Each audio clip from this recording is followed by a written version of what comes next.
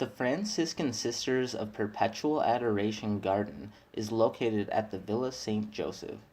Sister Lucy is a professor at Viterbo and is one of the main coordinators of the garden.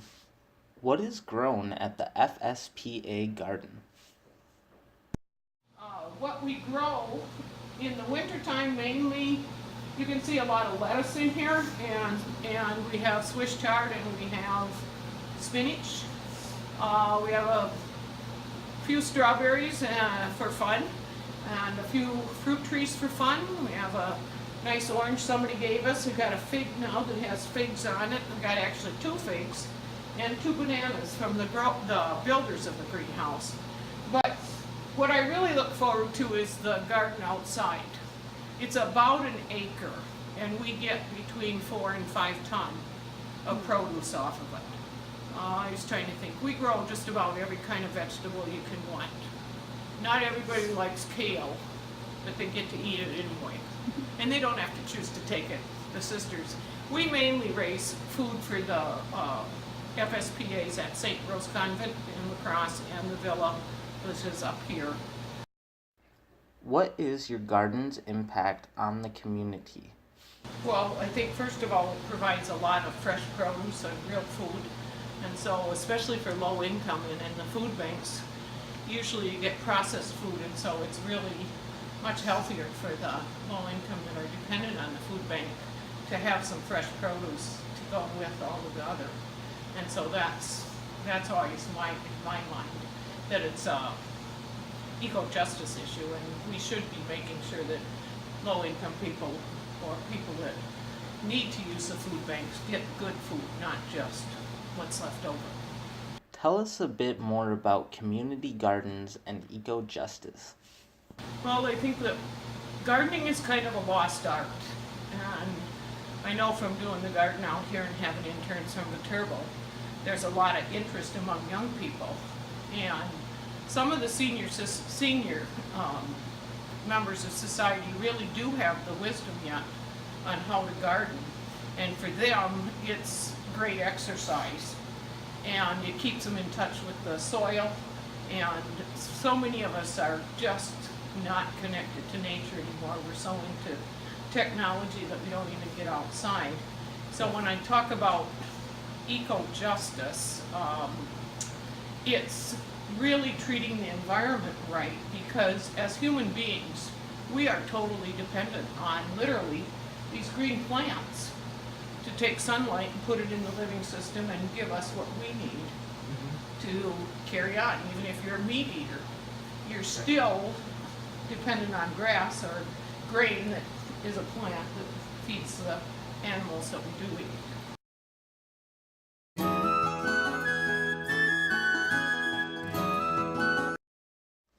The Hillview Urban Agriculture Center is located downtown near Western Technical College.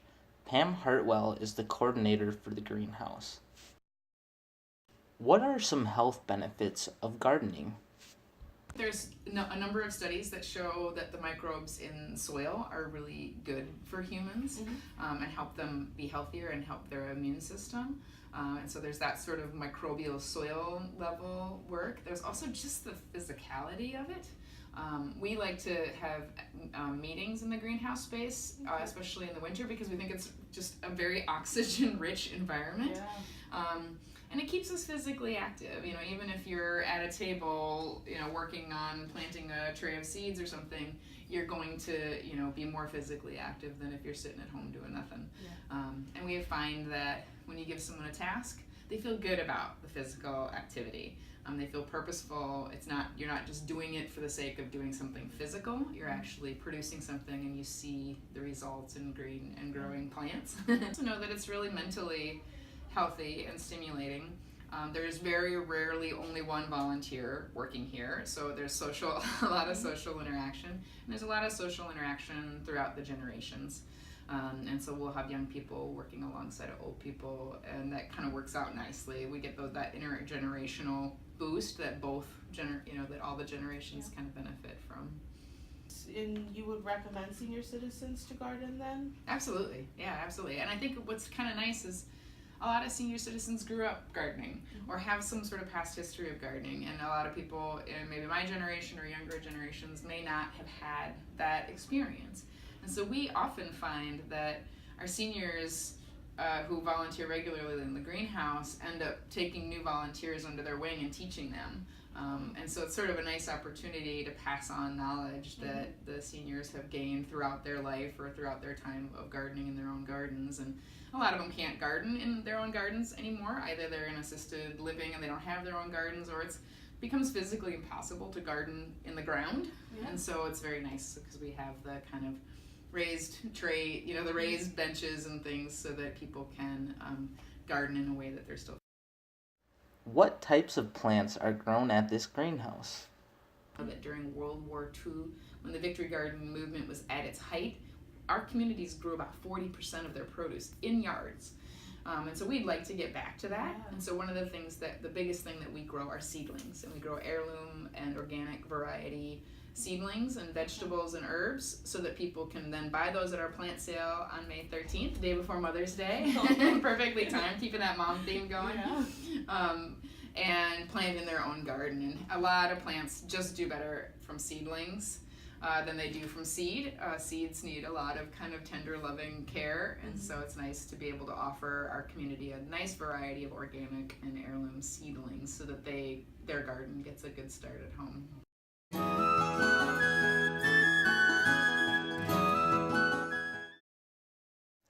The Enactus Boys and Girls Club garden is located behind the Washburn Garden on Division Street. Pam Dixon is a professor at Viterbo and the Enactus Club advisor. What are the benefits of gardening?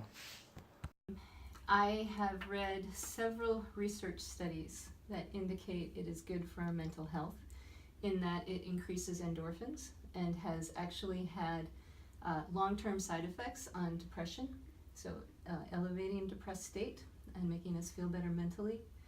Physically, you can't go into a garden without bending over, lifting a shovel, right? So you're doing a lot of physical activity, so it is a great exercise, it's a great workout.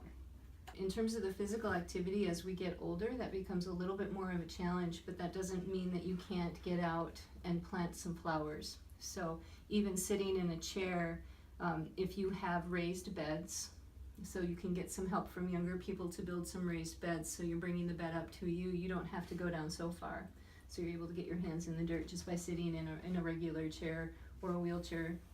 I also think there is an aspect that touches the soul as well. When you're in a garden and you're around other life, not just human life, but plant life, microbial life in the dirt, there is a connection there to your soul. And so you have a real spiritual awakening. And I think that's good for us at any age. How do people benefit from volunteering at a garden? To know that for sure, you'd have to ask them, but my sense is they keep coming back, and when they're there, they have smiles on their face. We tend to get people out there that want to be there, so there's this immediate sense of camaraderie and cohesion with the groups, and I hear a lot of laughter, which tells me that we're doing something right. But I think most of it is that the people that are there want to be there. What impact does your garden have on the community? So our garden serves a couple of different purposes. The first is to get fresh produce to the kids at the Boys and Girls Club. All of our produce goes to the kids. The second is the kids themselves, getting them involved in actually planting and cultivating.